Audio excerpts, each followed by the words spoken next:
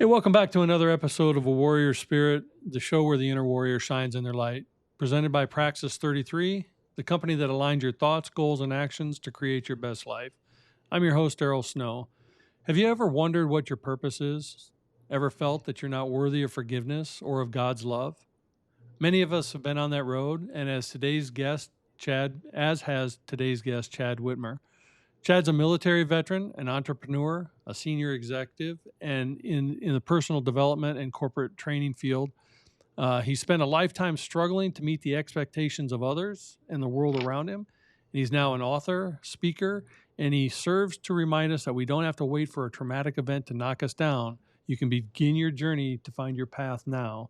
Chad, I welcome you to the show and thank you for joining me. Well, thank you, Daryl, and I appreciate the opportunity. In the intro, we talk about, you not waiting for the world around you to knock you down.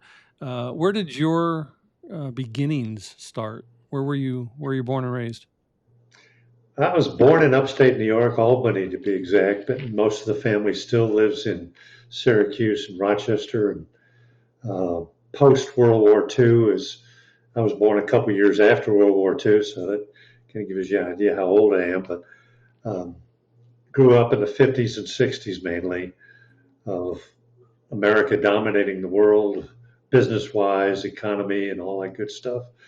And it was always a success journey. My dad spent probably about 8 years in the regular military from before World War II to after, and he did a little occupation duty in Korea, fought on the island of Okinawa, and when he finally got out in the late 50s, went into the insurance business and started rising in the administrative side. And his was always, one step up the ladder. Of course, I didn't understand any of this back then. Mom was stay at home at that time, but later years I learned that she was just itching to get out of the house. So I was pushed off to kindergarten just after I turned 4, pretty young. Yeah. So I was always in school like a year behind everybody on emotional development. And so it was always, we grew up in church, Episcopal church, kind of the high Episcopal church. And my concept of religion at that time was strictly church on Sunday, annual visits from the parish priest, talk with mom and dad about how much you're going to give me this year. And that's it. I was an acolyte, choir boy, and did all the stuff, Hold up a second. So back in the day, the priests were door-to-door salesmen. They would come and ask you personally for the donations? Well, it was an annual scheduled visit. And they would sit down. Mom would serve high tea, and everybody dress up. And we were expected to sit there, be introduced, and then disappear and be quiet. But they would talk about, this year's commitment to the funds needed to run the parish and the building plans. And we belonged to some wealthy churches, and so it was always a big number. But it was serious business, man.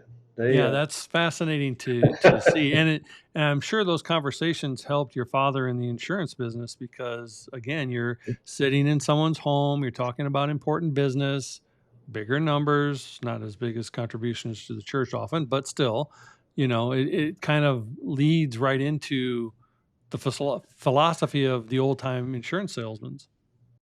Yeah, he never sold insurance. He was always he started as a adjuster and then moved into the corporate side and eventually became chief operating officer of some of the biggest companies we have, Zurich American, Great American, and they were big time. Eventually, before I got out of high school, this actually carried through into college.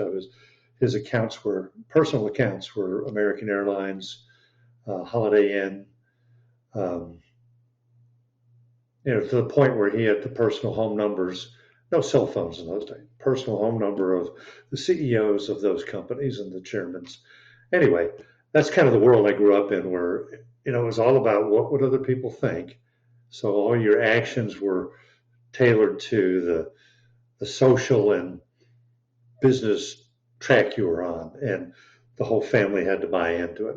We didn't realize any of this. Yeah. This was over our heads.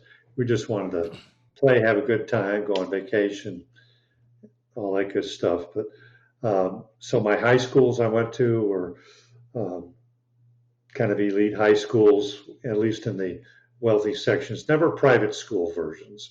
But and then I got to a point where I really didn't want to, because I didn't want to follow in Dad's footsteps because he was always working. He was never there. He joined us in the Boy Scout expeditions and things like that, which that was great. Uh, but I purposely told him in my senior year, I said, I don't want to go to college. Then his answer to that was waking me up the next morning at 6 a.m. and joining him on the back porch. And he says, just wait till the garbage truck came through. And the two guys jumped off the back, grabbed the metal cans, and threw them in the back of the truck. And as it drove away, he said, see those two guys on the back of the truck? Without a college education, that is the best you can hope for. Okay, Dad, I'll join it. I'll go to college. But that was their mentality is post-war, we were rebuilding, and a college education was your ticket to success. I mean, you had to have that. That was It was the opens the mantra. doors. That was the mantra for everybody who was on that track. Um, I didn't know it at the time, but their social circle was expanding, and it included the Bush family up in New England. We lived in New England by that time in Connecticut, and families like that. Chairman of the board of this group, CEO of this group. Status was It was everything. all status was everything. Now, mom and dad were realists and solid people. They didn't borrow money for anything. It was always I paid cash, so they never ever suffered debt. Um, Probably until I went to college, but I don't know about that. But it was a very conservative upbringing, very uh, conservative Republican type of upbringing, and that colored my flavor, my view of the world. But so I went to college, and I didn't like it, but I liked the party side. I joined a fraternity. We had the best parties on campus. I planned the parties. Uh, So and again, did I you got to a point. Go ahead. no, did you find yourself rebelling at college from the strict side that you had? I Here's what I realized as soon as I went to college, that I suddenly was unaccountable to anybody. Nobody was monitoring my behavior, what I wore, what I dressed like, what I ate. It was I'm on my own, man. My mantra was Frank Sinatra's song. I did it my way, Hmm. and So I just took you're advantage of everything that was there. yeah, and did that freedom did your folks have a say in the fact that you're a military veteran? So obviously at some point you made your way into the military, which is anti-freedom. uh, Yeah, well, did not your really. did your freedom lead you to that forcefully or voluntarily? No, it voluntarily because I got a draft notice.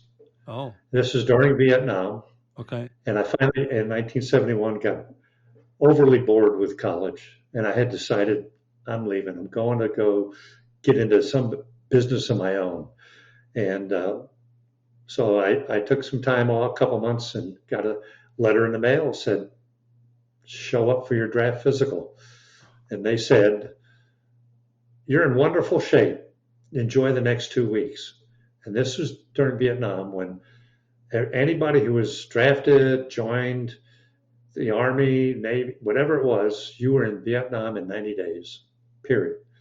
So uh, I just decided to run around, find out what the best deal was, what kind of offer, And the only offer was from the Air Force that, oh, yeah, you can do anything. It's like a regular job. It's, you won't even have to cut your hair, kind of lies that the recruiters give you. But we have in our family a military history that went back to the Revolution. Direct line, grandfather after grandfather, who fought in every single war we ever had.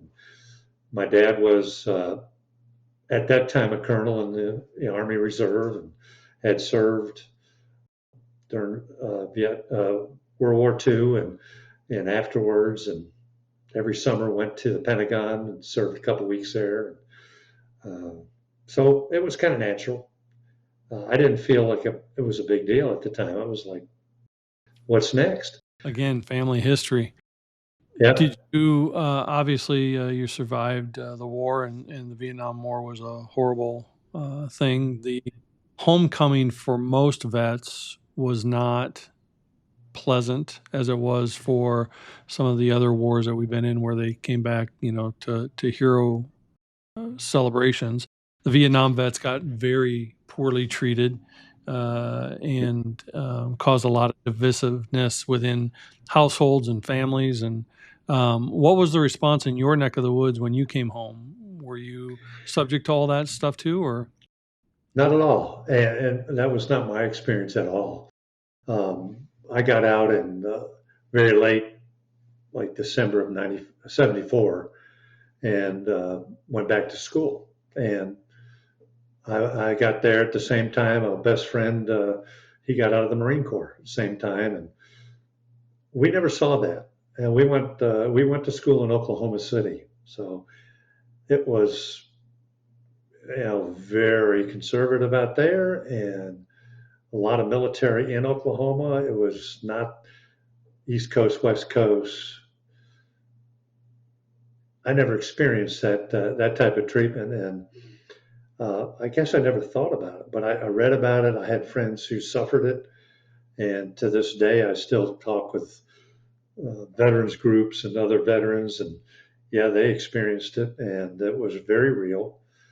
And but that was not my experience. So And that's fortunate because some of those guys are still suffering today. Uh, what caused you then to turn corporate? Was that again kind of just the lineage of the family, or was that a conscious choice? that was pure chance. And this is all part of my self-discovery in recent years to how God is putting people and things in my circumstances in my path that I didn't recognize. But I had a blind date in 1976, and I even wrote about it that next day that I finally took her home at 5 a.m. But she turned out to be Zig Ziglar's daughter. Oh, And before a second date, she asked me, now you got to get this answer to this question correct if we're going to go out again. She said, do you know who Zig Ziglar is? And I said, what is that? No, I had no idea. No, I don't know who he is. She said, okay, we're good.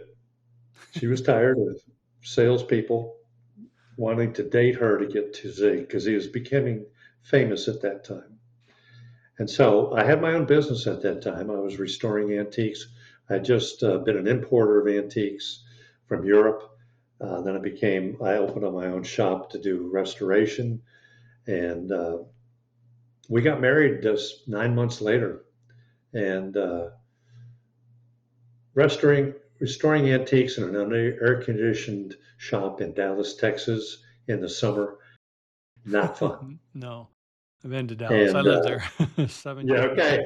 Yeah. High humidity and 100-degree temperatures. It's Yeah, not oh fun yeah. at all. And we had a big kind of it was like a 10-foot diameter fan in this building, upper floor of a 100-year-old building. And you worked in shorts and shoes and that was it. And so anyway, yeah, I get tired of that. And Zig had started something. He wanted somebody to go door to door and bookstore to bookstore selling his book. He had one book and one tape set. See you at the top. See at the top. And had just changed the title from Biscuits, Fleas, and Pump Handles to Oh, See at the Top. yeah. When I bought it, it And it was was, see you at the top. yeah. So Susan was trying that, my then wife, and she just didn't like it. She is not an outgoing salesperson. And I said, you know, I can wear a suit and tie and be clean and be air conditioned some of the time. Tell your dad I'd like to try it. And that was it. Then I said, how do you sell? I wasn't a salesman. I didn't know. He said, listen to the tape. Yeah. So that was my sales training. Yeah. The But training's it on the went, and tape. training is on the tape. I did start traveling with him to certain speaking engagements, and I would do the back of the room merchandise sale. And we had one set of tapes and one book. And then when I wasn't traveling, I was going door to door, uh, business to business. And some of those guys were patient enough to teach me how to sell. Like, you came in here all wrong, boy, and here's what you should have done. Should have asked me what I needed. And it went from there. So I learned a lot. Well, I can tell And you didn't then, listen to the tape because that's on his tape. yes. But then I started trying to help out in the shipping department, which we really had 3 employees at the time. And so I started helping bag things and address things. But then the company started growing pretty rapidly. More speaking engagements, more books dealing with stuff. And he was having problems with whoever was providing the tapes at the time, the audio tapes, quality wise. And so at some point, I just started recording and doing it, bringing recording equipment on the road, uh, which of course it wasn't the size of your cell phone. Then it was a huge reel to reel tape recorder Hmm. and a box of mics and wires and things. And then I brought up the idea, well, why don't we edit and do our own stuff? And so then I was made vice president of production. So I built a recording studio, researched how to do it, built the whole thing myself. And then high speed duplication plan for audio and video. We started doing videos. I started producing it. I would hire the remote truck to come and, it's just one thing after another, building a corporate structure. And then pretty soon it was, we need a human resource department. So I created that. Marketing department, I created that. And, pretty soon I'm chief operating officer. My brother-in-law, Jim, was CEO, and we were running a pretty fair-sized business. And I'm old enough that I still have a Zig Ziglar cassette tape, one of the originals, and I actually still play it. I have an old player that will play a cassette, and I will still listen to it from time to time because even though it's 50 years down the road, the wisdom of that message is still so valuable. And so I'm curious. We asked, in the opening, if anyone's ever wondered about their purpose or if they ever felt worthy of God or God's Mhm. love or forgiveness. Zig was big on his relationship with God, at least exteriorly. Were you questioning your connection to God during that time too, or did you, with your background, have one? No, I was just, um, for religion, it was when I went to college, I stopped going to church and following that behavior pattern. But I married Susan in 77, and in 78, she got sick and was at home in the apartment. The only book in the place was a second book, Confessions of a Happy Christian. And so she read it, came home one night, and we sat down and started talking about this and about faith and about Jesus. And I said, okay, I'll jump on this wagon and I'll follow this path with you. And so we told Zach we just accepted Jesus, and I had no clue what that meant. And I was willing to step on and follow that path and learn. And but all from that moment on, I was trying to follow all the behavior patterns I saw. Zig, that he modeled it because he was the real thing. He was. People would often ask me, well, when he gets off the stage, what's he like? He's as real as it gets. He's genuine. Everything he says from the platform, he believes and he lives it. His best friend was Bernie Lofchick from Winnipeg, Canada. Bernie's still alive, but he's Jewish. And Zig never stopped trying to persuade him to become a Christian because he'd say, you make a great Christian.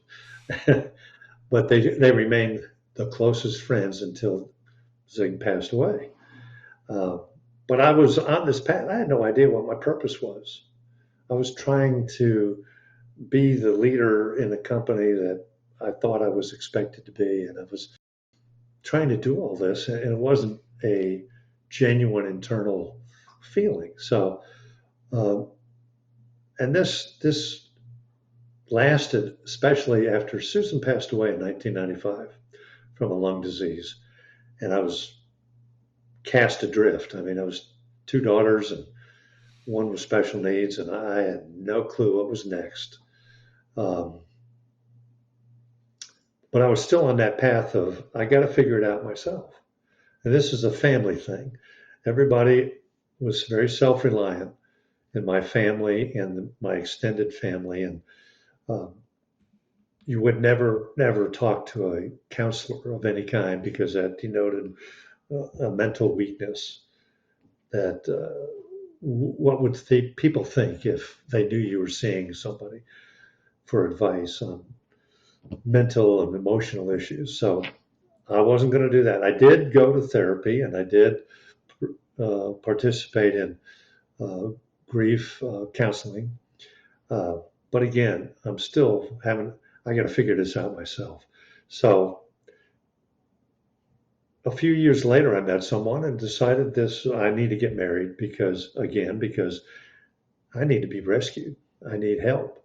And I'm still a man without a purpose, without a true mission statement, I was just looking to somebody else to solve my problems. And that led into a 20-year marriage of just doing the same thing, but retreating further into my head, trying to figure out all these big questions on my own. We were going to church. We moved to Georgia, and I was running another company there for briefly, but then I got involved with a lot of ministries there.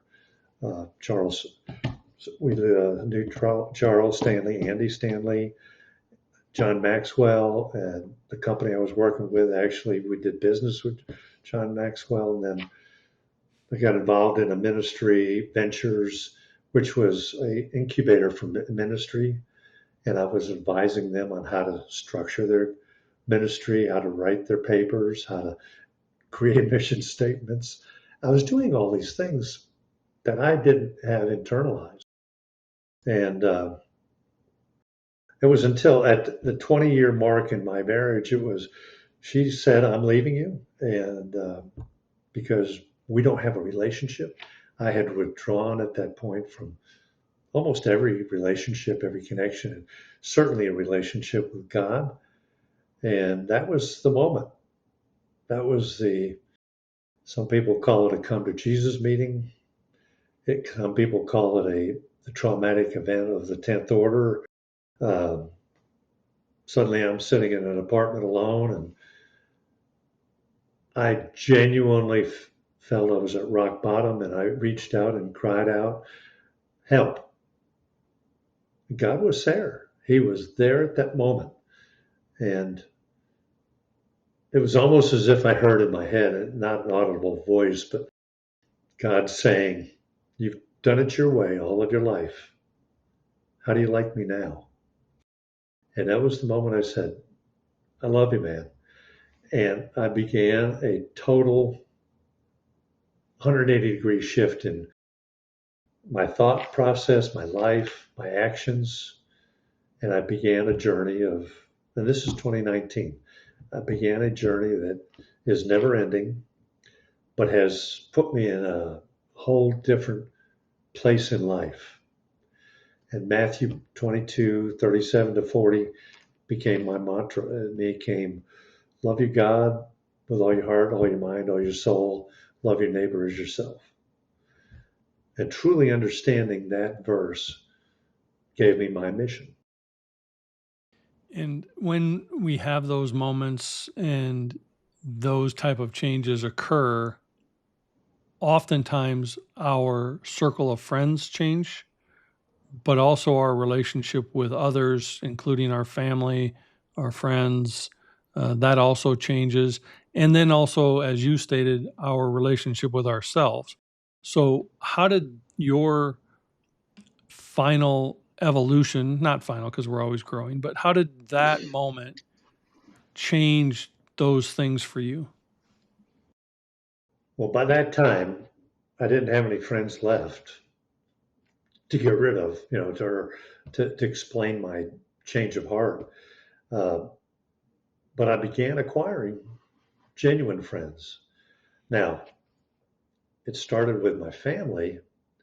I'd been estranged from my oldest daughter for a while because of my second marriage. She didn't like the family, and the family didn't like her. So it was a difficult relationship. But I started, it changed with my daughter first, uh, and then the rest of the family second. And then I became involved, deeply involved at church that I'd carefully checked and selected. But I suddenly started getting involved and volunteering and doing things I never did before, but caring about other people. And um, I probably know we have a fairly large church, and I probably know half the people there now, thousands, at least by sight. And they know me because I'd taken to sitting in the same seat every Sunday, wearing distinctive colored clothing, but joining everything. 4 men's groups, work with 2 or 3 charities, became on the board of 1 or 2 of the charities, and just totally different, changing my actions, changing, showing the change in my heart, and becoming genuine, open, and transparent. And so, what led you to writing this book, and now you're an author, now you're a speaker, which is different than corporate training. You teach people that you don't need those traumatic moments, to pick yourself back up or to Mhm. find your journey. So, what led you to this part of your journey? Well, again, that's was a God thing, totally. In my life, I've actually heard an audible voice from the Holy Spirit. One of them, well, after Susan died, was one morning actually in the middle of the night in dead sleep. I woke up to not her, not now, that voice. And it was somebody I was dating at the time. And so I obeyed it. And next morning I had called her, this person, and had lunch and said, we don't need to pursue this relationship anymore. So, and then the second time was in 2020, 5 a.m. in the morning. No, I'm sorry, it's 2022. 5 a.m. in the morning, I heard the voice said, "You're going to write a book." And I had never had a desire to write a book. All the time with Zig, people would tell me, "You need to write a book. You got a wonderful experience meeting all these people that Zig knew and Zig." And no, I don't want to write a book. I just want to create things for you guys. I was a process person, and I'll create the environment to get done what you want done. So it said, "You're going to write a book." So I literally jumped out of bed and ran to my computer and started writing it. By the time I sat down at the desk, I knew what I was going to write about. And it was this story that I wrote the book about. It was, you don't have to go through life trying to figure out things on your own or wait for a traumatic event to hit you in the forehead with a 2 by 4 to understand the true purpose in everyone's life is Matthew 22:37-40. It's love your God, love your neighbors as yourself. And that was the point that started the whole thing. Thank you for watching Prospera TV Network.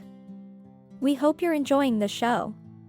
We'll be right back after this commercial break.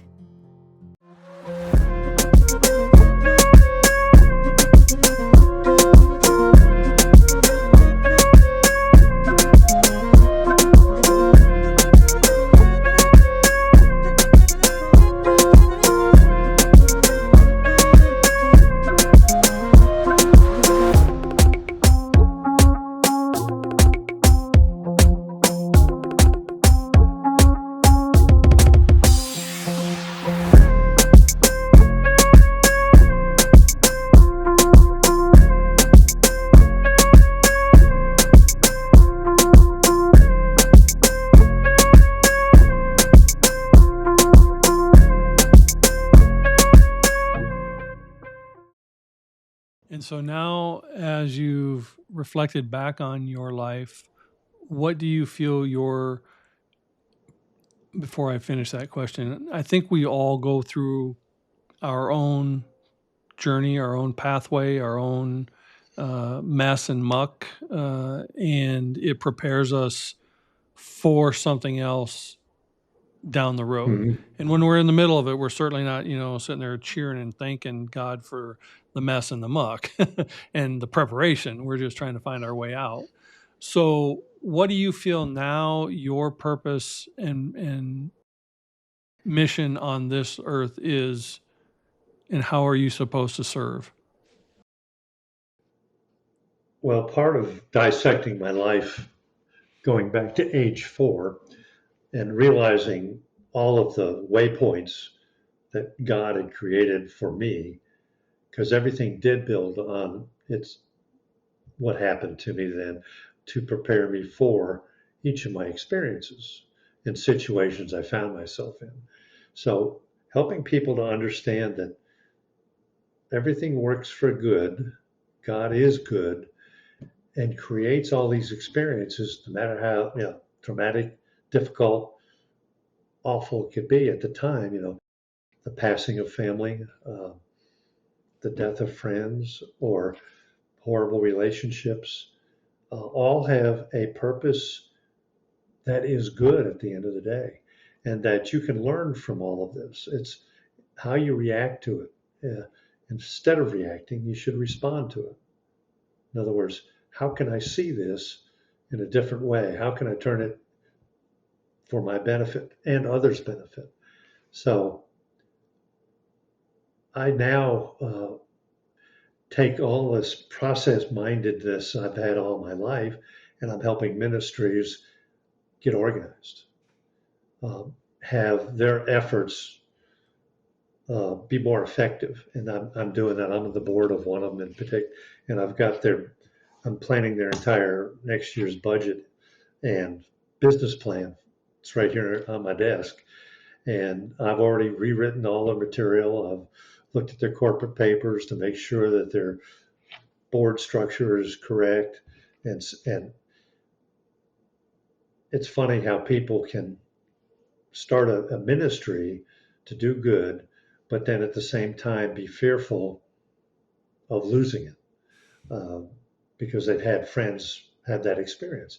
So I help them with the strategic vision and with now it's with their budget and all that and their business plan going forward.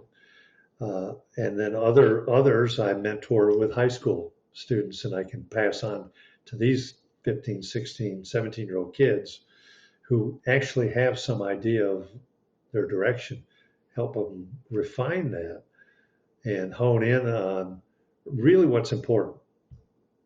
Not what's going on in the high school age world. In fact, the last meeting we had at the high school was the same day that in Frisco, Texas, we had this horrific where one student stabbed to death another student. Many of the people there knew one of the other participants in that horrible event. And we didn't really talk about it a lot, but I helped them understand how to live in the world today. Some of the students we mentor are migrants, are families of migrants, and they're legally here, but how do they deal with this a new day? So it's how to deal with life. I'm helping several other ministries actually become 501 C3 But nonprofits. we live in a So, fairly darkened time, and it's interesting because you lived through the Vietnam War. I grew up in that era. We all think that the time that we were going through our childhood and our teen years and our 20s was kind of a darkened time in our society, and so the young people today say the same things we were saying as children. It's a dark world, bleak and not hopeful. But I think social media and the broadness of information has made it actually worse, because social media has made it less social. They don't know how to handle the stressors as well. They don't know how to mhm, interact as well. They certainly don't know where to look for God as well. It's and you grew up in a church household, but I don't believe God is found in the church. I think He's found in the connection with the people around the church, or totally. elsewhere in whatever spiritual connection. I always said as a kid, and I even wrote papers on it in high school, religion was the worst thing that happened to God. So it's interesting that you're now working with these type of individuals when they seem so disillusioned by life in general. Mhm, And many that I've spoken to don't have a belief that there is a God. They're not quite atheists, but they mhm. don't quite know where to find it. When they're going through this, how do you introduce the concept of something that can only really be felt, not seen? It's like selling things that you can't see. And one thing we did with Zig is, as I was recording a series on the road, I didn't have a product to sell. We had an empty cassette binder. And I said, we made a joke out of it. I'm selling you air, a non-existent product right now, but promise it will come. So I've sold, I'm trying to think of the word they call something you can't see. It's not, doesn't have a physical form yet. It's a concept. But beside that, I try to help everybody, and everybody I know, friends, students, um, they all deal with anxiety about what's happening in the world, and they don't know what's happening. They don't know what the future holds. They get upset about today's news or somebody said on social media, and my answer to that is based on my life. I don't have anxiety anymore about anything. I know that there is a reason for everything that's happening right now. And I tell them at the end of the day, I know the end of the story. I know how it ends. And you should not be anxious about anything that's happening, because everything that happens has been foretold. And I can now point to scripture uh, where everything that has happened today or is happening today has already happened before. It's not new. Putin, Russia, that's not new. That's old news, but it just is reenacting itself today. Uh, Especially my grandson, who's 10, and he's going to a private classical school. They teach classical stuff. He learns Latin there. It's not a Catholic or denominational school, but it is a Christian school. And he learns math the old way by memorizing the multiplication, division tables, and things like that. So he does it in his head. He can do math in his head that college graduates can't do now at 10. But I tell them, don't worry. And they come to me.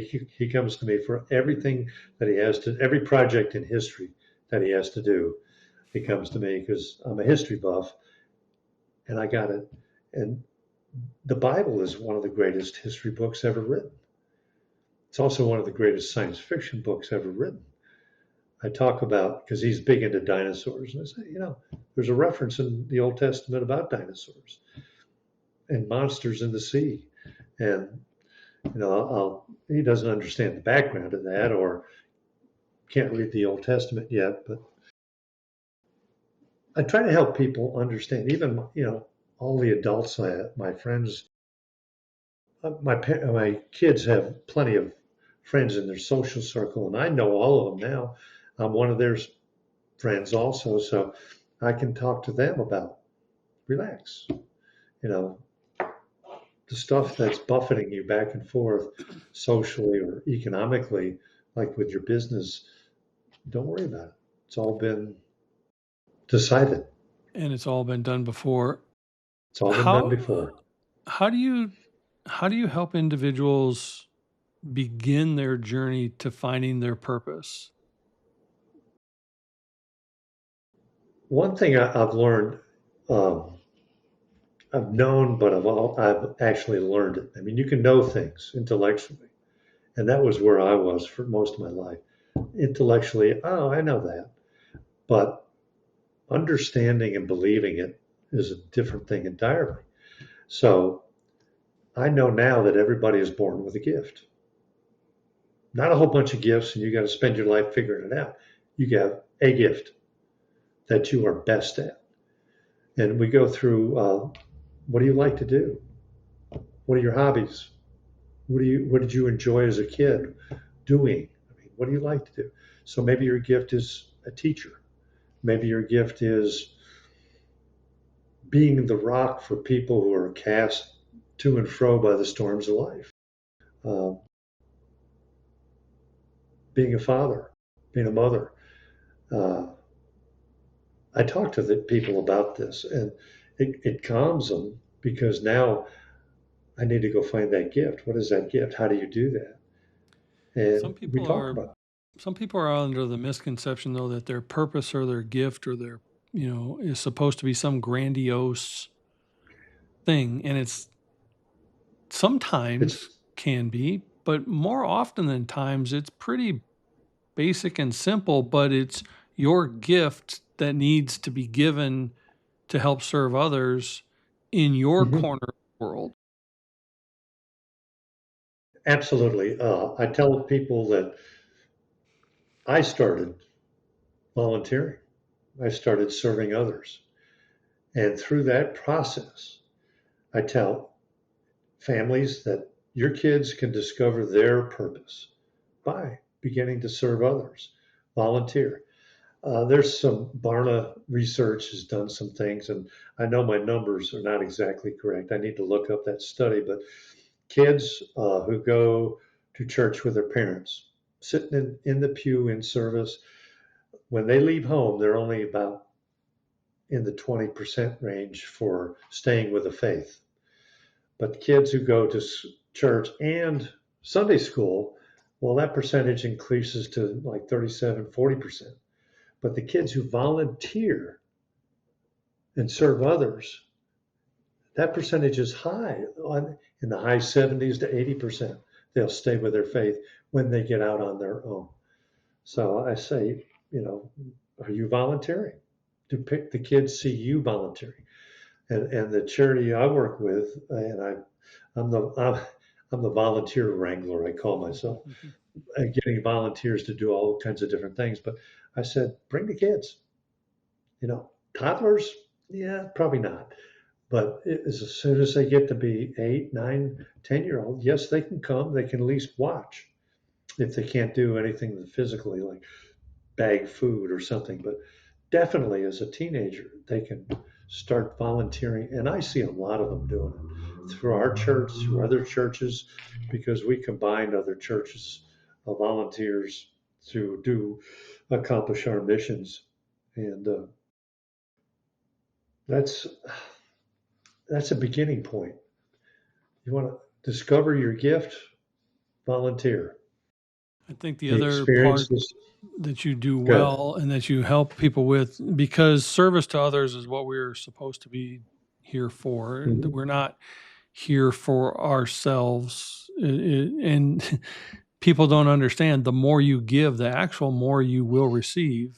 The problem is people think that it's pie and it's finite, and that if they don't have their one little slice, there's no other slices. But it's not pie. It's your own bakery. There's infinite pie. You can make as much pie as you want, and you can give as much pie away. But the other part of that is the forgiveness piece, because they feel unworthy. They feel unworthy of their gift, or that anyone will want their gift, whatever that is.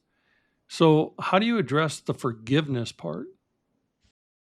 Well, you've said two things right now that are very big for me. Is number one is the gifts of God that he can give you.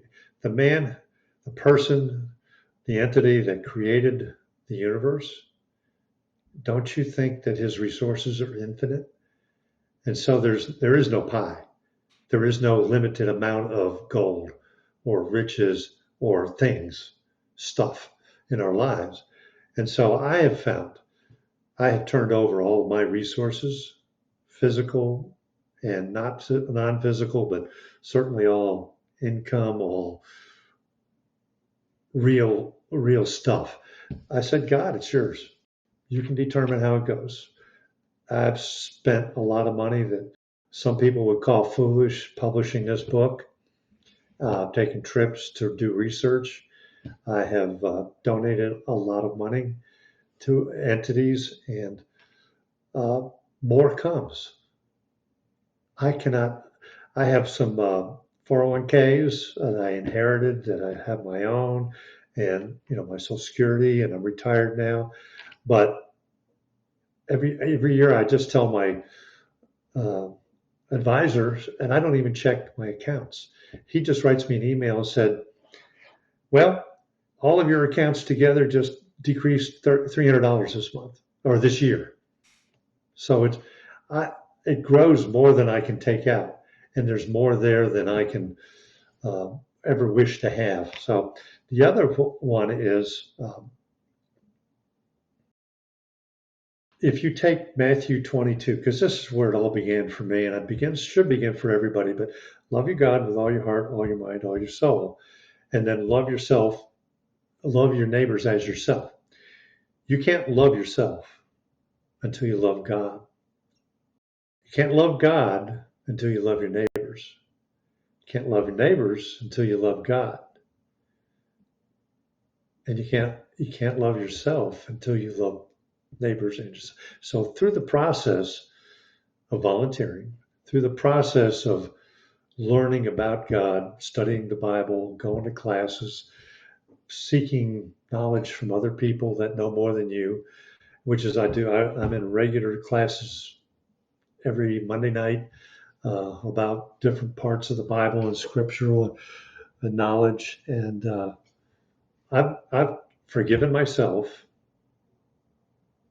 I have forgiven everybody in my life who either were part of a unfortunate experience, traumatic experience.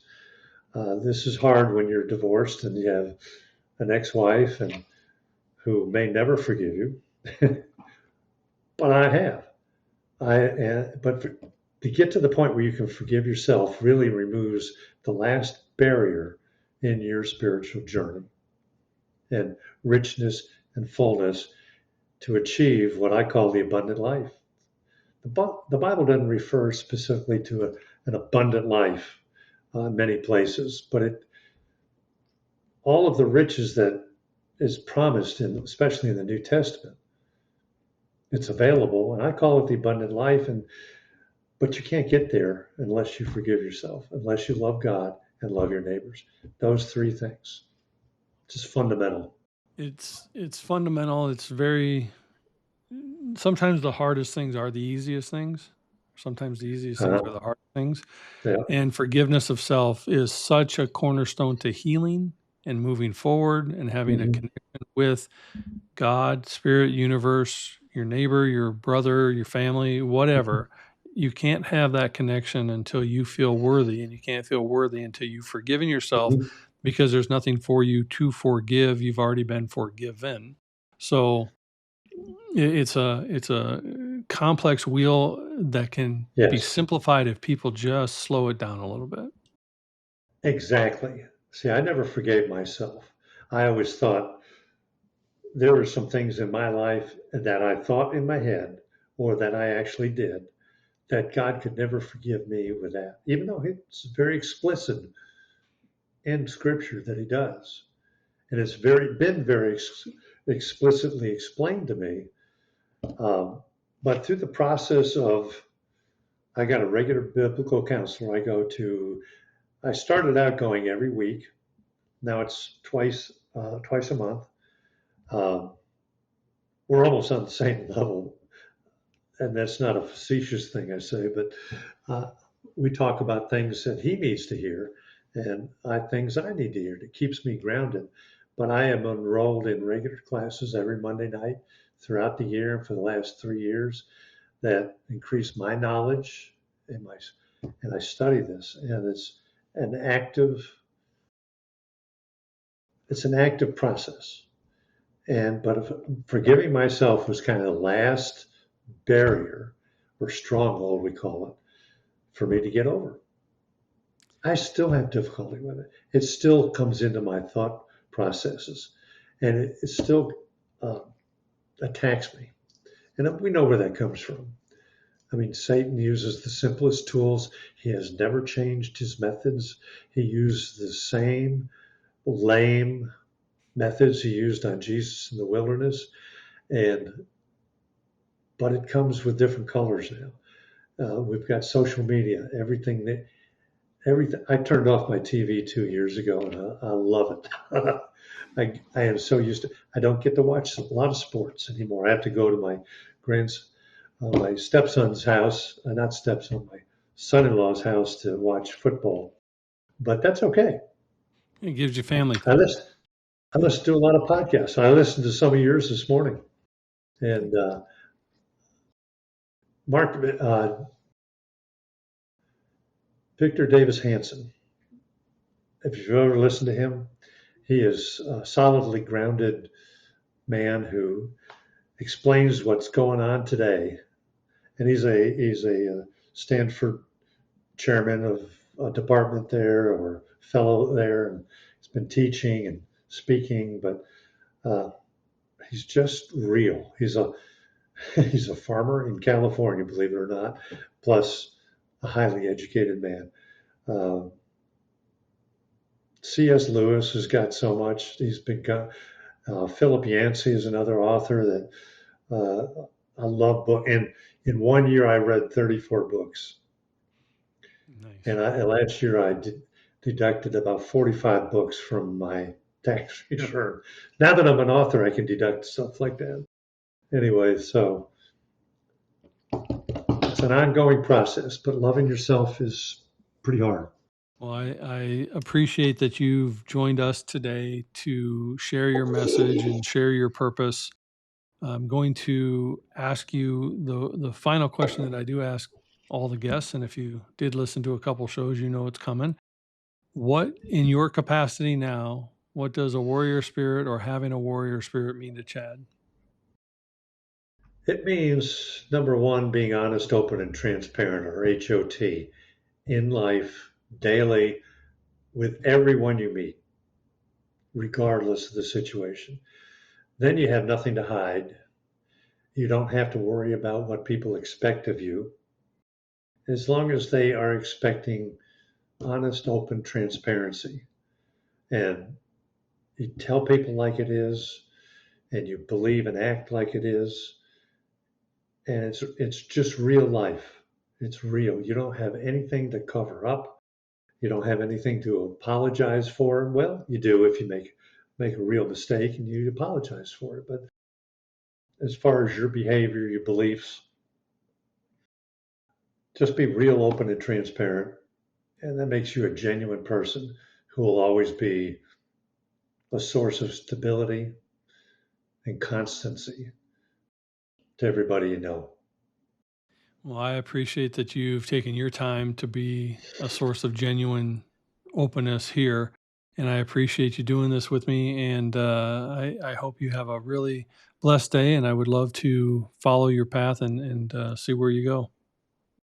Well, you're welcome to circle back anytime. Alrighty, well, I appreciate it. And if you would like to get in contact with Chad, he has his website, chadwitmeyer.com, or any of his social media platforms. And as always, I thank you for joining us on this edition of A Warrior Spirit. Be sure to hit that like or subscribe button so you catch all the episodes, and have a genuine, blessed day on your own path and your own journey. It's not just about the fight, it's how we rise from it.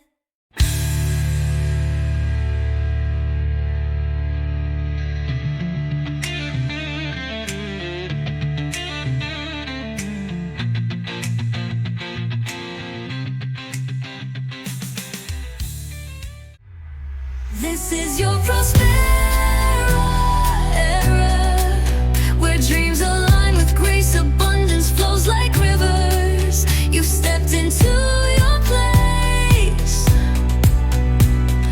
Rise, reign, and remember, you were born to shine. Welcome to your moment, Prospera, it's time. We hope you enjoyed today's show on Prospera TV Network. Make it a point to visit us on YouTube and catch all your favorite shows anytime you want. Interested in hosting a show of your own? Or advertising your business on our network? Contact Elena Rodriguez.